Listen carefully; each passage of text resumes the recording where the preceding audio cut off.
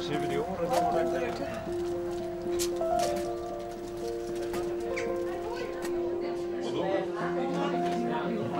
Ja, zeker. Ja, voor de mensen ook toch. Maar heb je toch.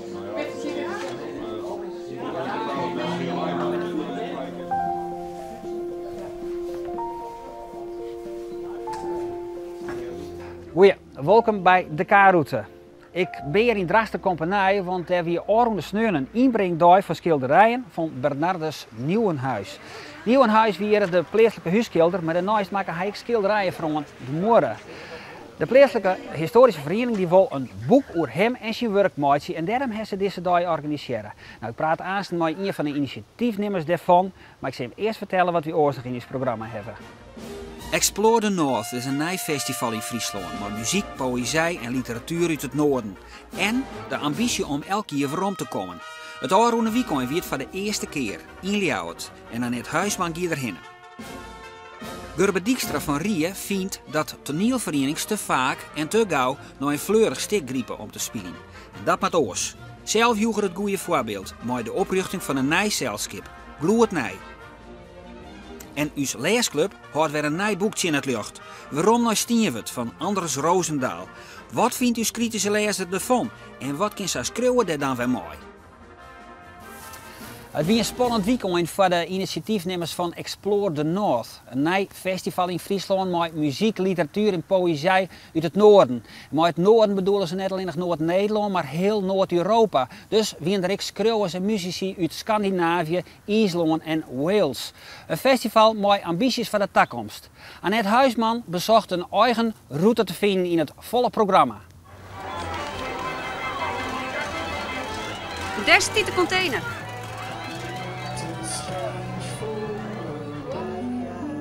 Van buiten een kele container, maar van binnen hartstikke smoek. I love being over you.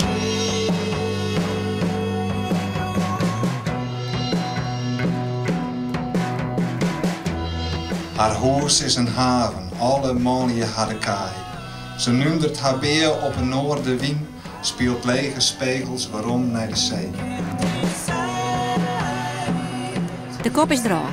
Nou moet ik nog kiezen, wat wil ik van een jong Sjen en jaren? En opschieten jongens, maar het was perfect. Mooi. Ze hebben ook... Ja, dat zou wel heftig zijn geweest. Dat was heftig. Dit binnen Gerry Talsma en Sjoerd Boortsma, dat zijn twee programmeurs. Je bent in een goede stemming, Jerk wel. Ja, vandaag is een geweldige dag en dat is gisteravond begonnen met het symposium in Tresor. Prachtige avond met Atte Jongstra, Remco Eckers met mooie gedichten. En veel publiek, het enthousiasme straalde bij iedereen eraf. Ja, maar het zwaartepunt is van een joen, hè? Van een joen moet dat vooral echt gebeuren. Nou, dat klopt absoluut. En ik heb er heel veel vertrouwen in. Als ik al zie wat er gisteravond en vanmiddag al publiek was, maar vooral ook de kwaliteit van de optredens. Ja, ik ben wel blij. Omdat we vinden dat het hoort bij dit prachtige festival. Explore the North, zo heet het. En waarom Explore the North? Omdat het af en toe heerlijk is om even omhoog te kijken en niet te denken aan de gekte van wat er aan de onderkant gebeurt. Always to say who wins or who loses.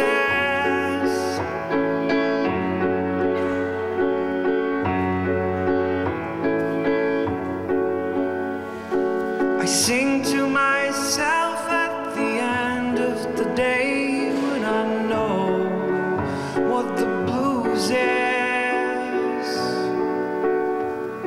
And all my mistakes have become masterpieces.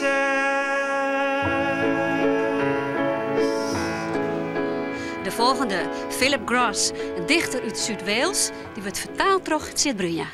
No wonder we talk about playing hose jets on the conflagration. Fire and water recognize each other from way back, a shared childhood. Is this dancing? See them rush into each other's arms.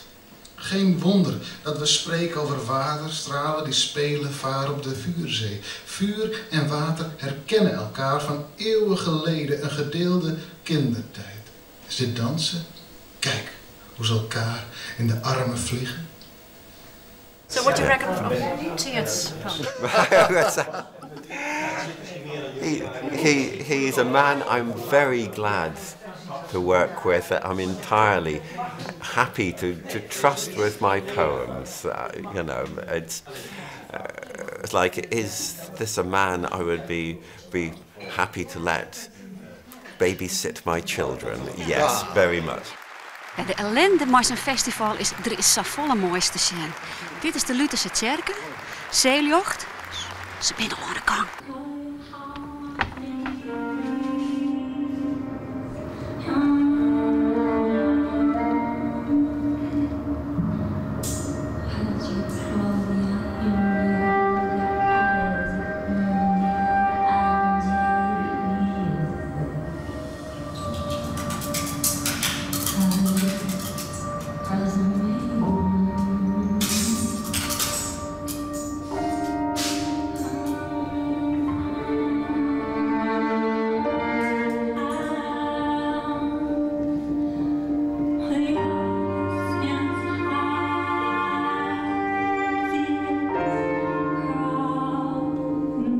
Waar heb je hem nou op selecteerd? Ja, het is een bepaald gevoel, een bepaalde sound. En een sound kun je in de muziek hebben, maar een bepaald geluid kun je ook in de literatuur hebben. Die zich moeilijk laat verklaren. Als ik zeg mediterraans gevoel, iedereen snapt dat onmiddellijk. Maar het noordelijk gevoel, ik denk dat mensen dat ook heel goed snappen.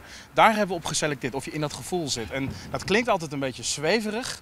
Maar als ik 3 verschillende bands laat horen, zeggen mensen, ja, dit komt uit Scandinavië. Hon slog med baksidan av den kortskaftade handyxan. 3 slag. För varje slag smärtade det i kinden och tinningen där hans slag hade träffat henne. Ze sloeg met de achterkant van de korte bijl 3 slagen. Bij elke klap voelde ze de pijn in haar wang en slaap. Daar waar zijn slagen haar hadden geraakt. You had a sign-up session here in Leeuwarden in a bookshop. How was that? Oh, it was surprisingly good. Yeah, I had no idea what was going to happen. I mean, I turned up here in the Netherlands for the first time and in a bookshop, and you know, is anybody going to... Surprise, surprise, they like your books. Yeah, yeah, very nice. Ja, wat je meer zegt, en jij is een project van de Popacademie. Ik zal net zeggen, er is overal wel wat, maar er zijn wel een heel soort prachtige locaties waar iedereen in onderwijs is. Dit is Post Plaza. Ik zie nog een optreden van Lonely Deer. Hier is de door.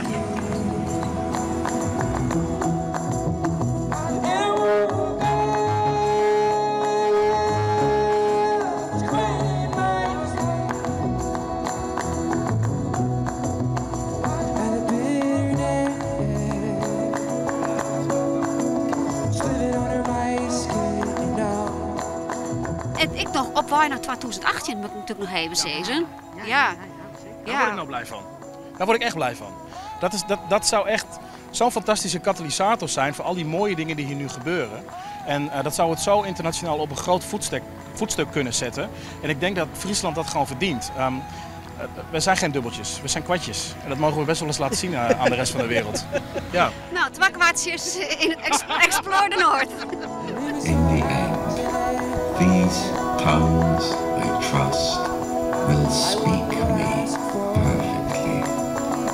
Nothing lost in the translation. Niets gaat verloren in vertellen. Dank u wel. Thank you.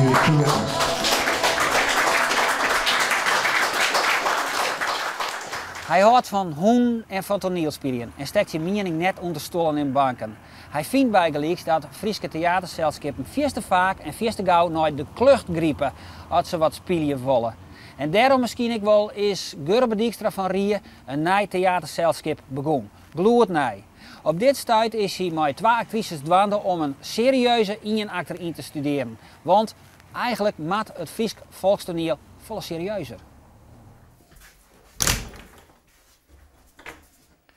Dit is mijn goud.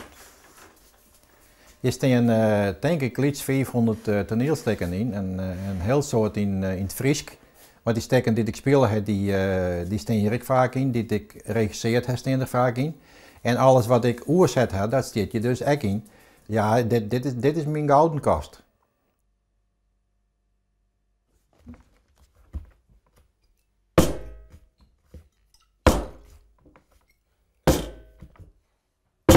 net dat is lang genoeg op die reet zitten hebt. Zo, dat bedoel ik nou maar het verschil. Ik zie spanning opgebouwd worden als je 2 seconden wacht voordat je die flessen heen bruist. Die 2 seconden bouwt spanning op voor mij. Wat is dat voor jou? Gurbe Dijkstra is haast alle dagen mooi toneel dwaande. Hij regisseert amateurzelskippen, zet teksten oer in het Friesk en schreeuwt recensies voor het Fries Dagblad. Tussen terug vakt hij rotweilers en rint hij shows machine hoen. Aan de voet. Beter. Zitten.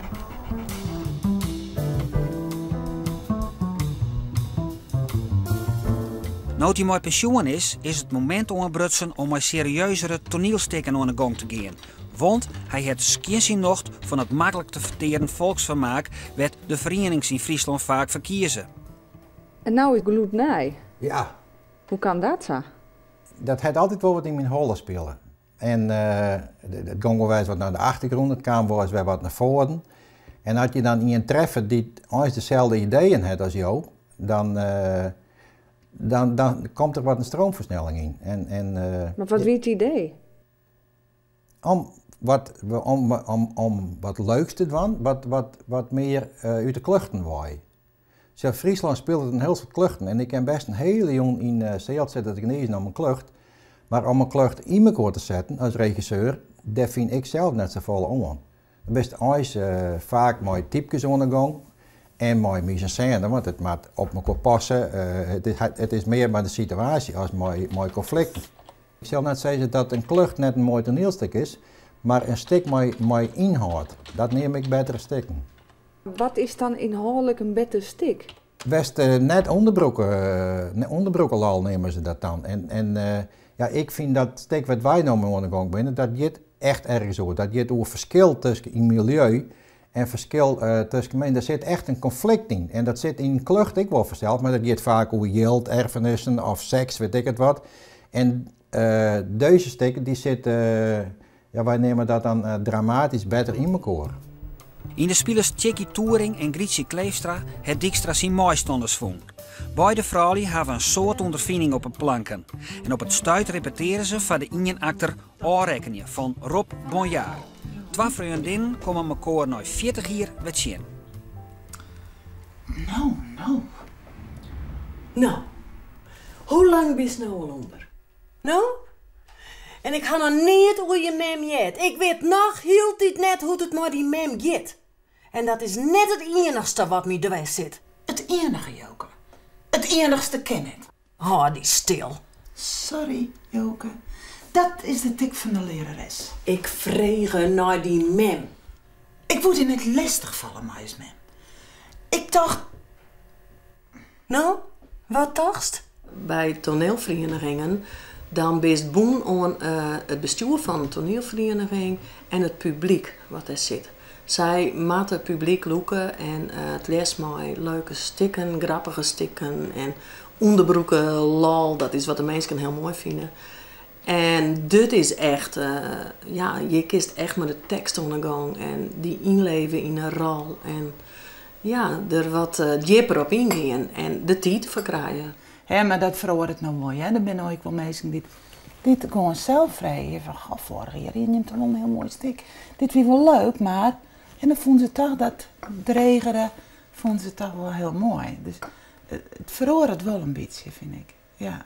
Maar ja, dan moet je maar krijgen kans krijgen om, als je al net vaak speel je, dan krijg je zo'n stuk maar te spelen. Ja, nou, deze kans had ik zeker. met beide handen aangrepen. Klopt het, Gurbe, wat die Famke zei?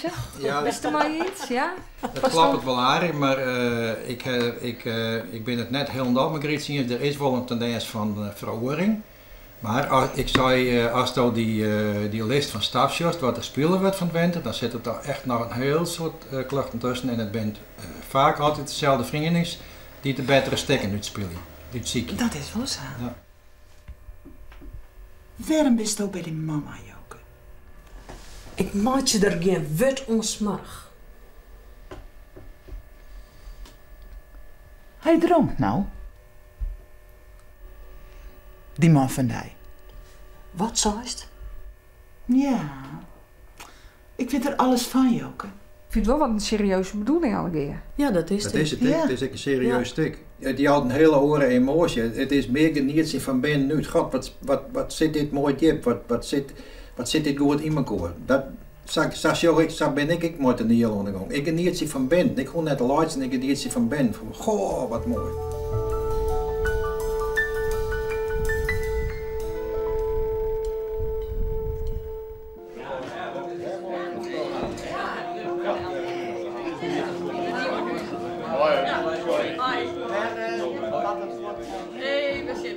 Dat is Erik van Dwarp. Ja, van de Veer. Op het eind van de veer, daar het herberg, komen we ook direct achter.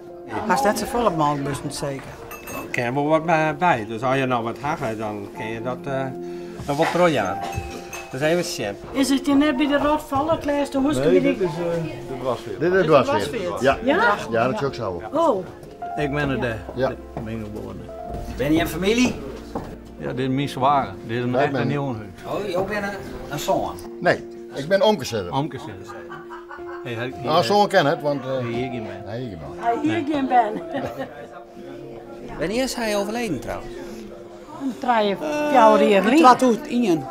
Is dat zo lang? Ja. Waarom doe je hem dit? Nou, hij had heel veel plakjes schilderen uit onze omgeving, die er net meer binnen. Ja, dat vinden we heel mooi om dat vast te lezen. Ja. En ik, wordt hier het oor je 100 jaar waren. Ja. En er zijn nu nog heel veel mensen die het heel veel weten. Dus we kunnen nu nog al je vast lezen. En ik denk als we 20 jaar verder binnen, dan is dat gebeurd, denk ik. Dat is Nieuwenhuis. En hier show hem nog eens een keer in actie. Het is een echte dwarsmaat. Ja, hij voetbalde hier in Kopenhagen en hij zit bij Polyfonia, de muziekvereniging in Radvallen. En hij het visje die er ook nog. Ja, en te deel inderdaad had er heel veel die. Maar hij weer vrij vriend. Ja. Nou, wat zei je? Hij is er trouwd. Op latere leeftijd is het trouwd. Hij had maar hier of 82 trouwd geweest. Ik denk, als je het nou zelf het is een soort Rembrandt, kan je wel zeggen. Ja, want er zit echt heel mooi werk tussen. Ja. Ik zeg, die moeten dus weten dit nog. Komt een boek hoor. Er komt een boek. En het wordt wel zijn geschiedenis vanzelf, maar het is een plaatsjeboek van alles wat hij maken had. We willen eens vastlezen wat er maken had. Voor wat nog ergens werk van Nieuwenhuis het, graag contact opnemen met Corrie Keuning @planet.nl. Hoe meer werk, des te completer het boek wordt. De K-Route Leesclub is weer actief. En deze week lezen ze het boek Waarom de Stienwet van Anders Roosendaal. Roosendaal die schreef al een hele riegel boeken die het al hier uitkomen binnen bij de Christelijk Frieske Volksbibliotheek. En Waarom de Stienwet is zijn eerste wapenfeit. Wat vinden de lezers ervan en kan Anders een beetje over kritiek? Dit is Anders M. Roosendaal en hij had dit boek geschreven, Waarom naar Stienwet. En dit is uw eigen K-Route Leesclub. Zij had het boek lezen en kwamen naar Drachten om u te vertellen wat ze ervan vinden.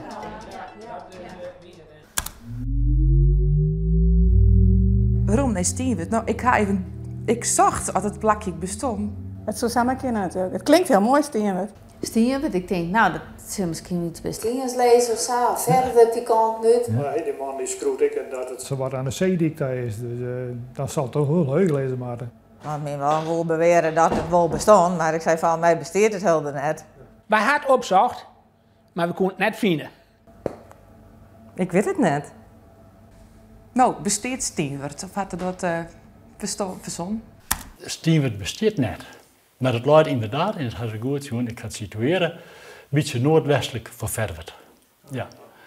En ik heb het bewust een net besteed plak dienen, omdat dan als er een besteed plak daarover schreeuwt, dan maakt het klapje. Dan maakt de toer die werd ik beter ziet in de huizen en zo. Dus dat is eigenlijk het antwoord. De Dirk van der Meulen. Een beetje een frustreerd mandje. Een stille man. Een beetje een grieze moes misschien, maar... Ik dacht, ik weet niet of ik dat wel zo aardig vind. Een echte werkaholic. Zijn vrouw had een verlitten voor een oor. Werkte bij de bank en zijn vrouw is weer trouwd. En dat zin als de niks te bod. Hij was zijn vrouw een hak zetten. Ik kan me wel in die man verplaatsen. Ik bedoel, ik snap die gevoel is wel... Hij is wel mooi leven. Maar verder had het de zaken goed. In de holle hoe het hij wel op zijn werk en daar is het goed in en dat weet ik. Het begint met dat er op een begrafenis is van vroegere squalmaat Jannes. Toen kwam de ding wat aan het rollen. En dan jet er hoe dat gebeurd is. Nou, daar had er wat vraagtekens bij. Ja goed, hij krijgt een telefoon van Marije. Die weet het dan niet stieven. Dat is goed lezen. Van hem. En dan komt het erachter dat er misschien wel meer gebeurd is. Zijn kameraad vroeger mij Lisse Ben omgong hier. Choqueert net, maar ik had er wel een paar dagen dat het in mijn achterholle blauw hing. En dat ik dacht van, goh man, dat is heel heftig. Op een gegeven moment hier wel terug dat Jannes, die squalvreun, net samen overleden is, maar dat er wat gebeurd is. En het einde wat je eigenlijk net verwacht, komt er achteraan. Mooi. Hoe zit het met Dirk en Marije Vroom? En toen? Ja, en toen. En dat is nou voor een lezer om dat zelf maar verder te bedenken. Dat ik me ophouden ben, dat denk ik, nou is het voor mij gebeurd. Het verhaal is Aaron, alles is verteld, wat er bad is. En hoe die twee mensen nog verder gaan in het leven. Ja, dat weet ik net.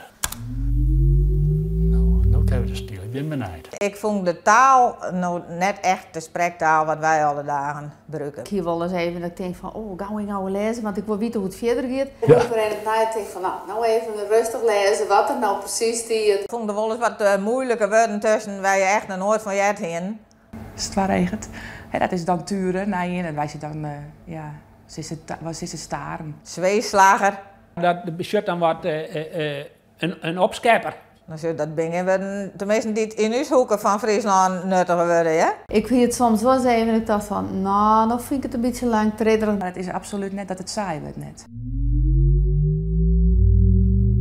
Ik vond het wel een leuk boek, want het is leuk schreeuwen, het is makkelijk te lezen Fries. Een heel herkenbaar verhaal. Nou, ik vond het humoristisch wel een beetje. Ja, het heeft me echt beetpakt. De opbouw is mooi van het verhaal. Het is net een heel spannend boek, er zit wel spannende deel in. Maar ik vind het wel een beetje voorspelbaar. Ik vond dit echt een Fries boek gewoon. Ik hier wel steeds van, goh, elke moment hier, ik denk, maar ik moet in het boek pakken, ik wil weten hoe het nou verder gaat. Maar ik vond dit nou een heel waai waar je eigenlijk er een beetje nog aan kreeg. Ik ben van plan om alle boeken van deze schroeven te lezen. Sure. Ik zou wel een scroll wel vrij. Het hetzelfde meemaken, de onderwerpen die erin voorkomen. Een skiering of... Het er in verlen of kent de bankwereld. Oef, nou, ik ga gelukkig net een skiering mooi maken en daar ligt het nou ook net op. Tenminste, zat ik erover. Verder is van de vrouw. Ik heb nou dat maar dat ben omslaan, dat heb ik betocht. Maar daar lees je zo'n soort van. Hè? Daar lees je, nou ja, het komt voor en dus daar heb ik niet verdiepen. Wat, ja. Ja, en verder, de bankwereld, daar weet ik niks van af, maar ik heb een broer die daar wel in ziet. En dat is nog veel kan je dan broers hebben. Ik hier het zien, hier op het beginblad dat een christelijk uit jouwerij wie. En toen hier ik als ik van, nou, ik ben benieuwd wat ik daarvan weer waarom zeg. Nee, dat verbaast me eens, want het gaat over vreemdgaan. En het gaat ook wel een beetje over seks. Ik ga geen christelijke boodschap vinden. Dat had het dus net te vol in het boek, komt dat naar voren, dat er een christelijke achtergrond had. Het is net een verhaal wat opschrouwen is, maar een moralistische vingerke. Nou ja, ik vreeg me dus of dit nou inderdaad zijn echte naam is, omdat het heel dan het Fries aandoet, of wat het gewoon een pseudoniem is. Het is net mijn pseudoniem. Ik kies anders minus Roosendaal, maar ik ben niet nooit anders minus Wiebinga. En dat we in de tijd, van de oude Friesen, die zullen het nog weten, die dat een bekende dichter is vooral hier in de dongere delen. Wil je ook mooi lezen in onze leesclub? Jou dan op via k@omroepfriesland.nl. Dit was de K-route voor deze week. Na een weekend naar binnen wie onder oren bij de Nederlandse Braasbandkampioenskippen in Grains, Martini Plaza. Van nou bedankt voor het zien en na een weekend.